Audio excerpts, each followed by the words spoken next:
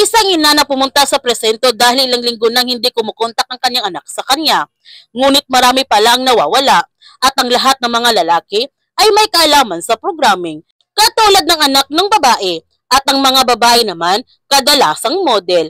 Ang hinala ng mga kapulisan ay biktima sila ng human trafficking. Ang lahat ng nawawalang tao ay kinulong nila Roldan dahil ginagamit nila Roldan ang kanilang kaalaman para makapagbiktima sila nito. At nandoon nga ang anak ng babae, marami itong pasa sa muka dahil hindi ito nakakuha ng kota.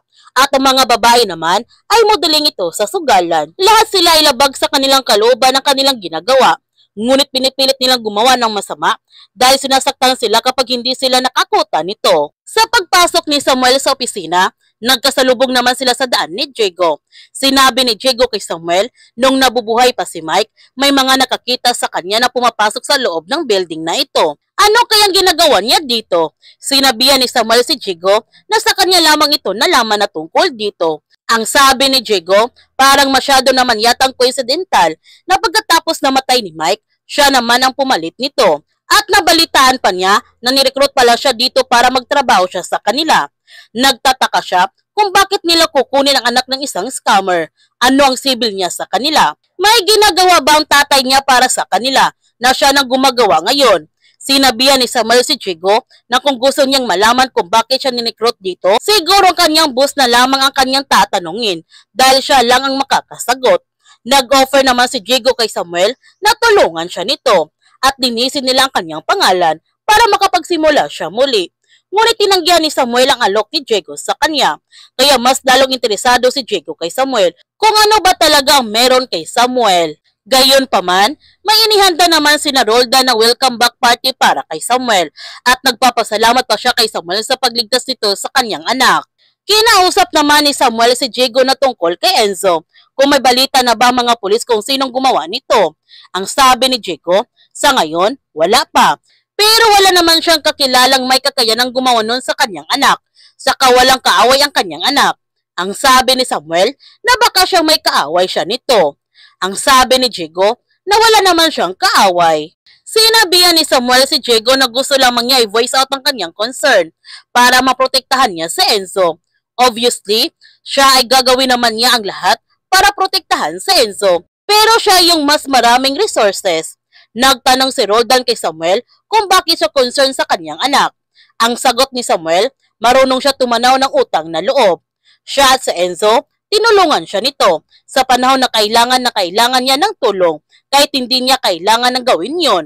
Pamilya ng turing niya sa kanila. Sinabihan na Diego si Samuel, sa ngayon, naninirahang mag-isa ang kanyang anak at kaya niyang protektahan ang kanyang anak. Kinakabahan na nga ng gusto si Ismael sa binabalak ni Samuel.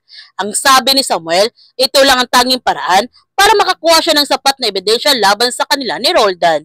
Nandiyan naman sa likod ang mga kaibigan ni Samuel upang suportahan siya nito sa lahat ng kanyang pinaplano at hindi nila ito pababayaan. Bumisita si Roldan kay Enzo pang tingnan niya ang kalagayan ng kanyang anak at para sabay din sila kumakain dahil matagal na hindi nila ito nagagawa.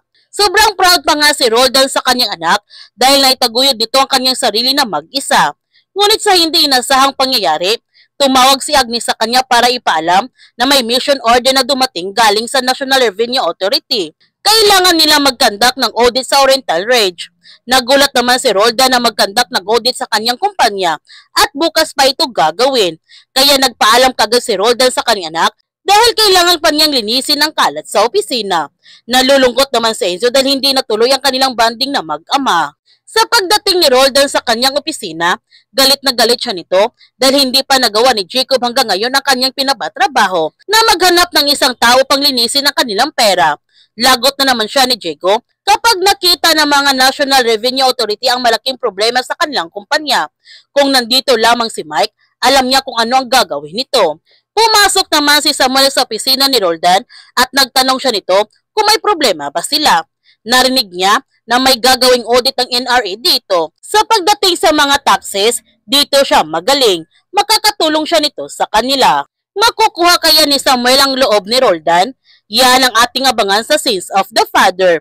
Kung bago ka pa channel ko, don't forget to like, subscribe, and click notification bell para palagi kang updated sa mga videos na upload ko. Thank you for watching and God bless everyone!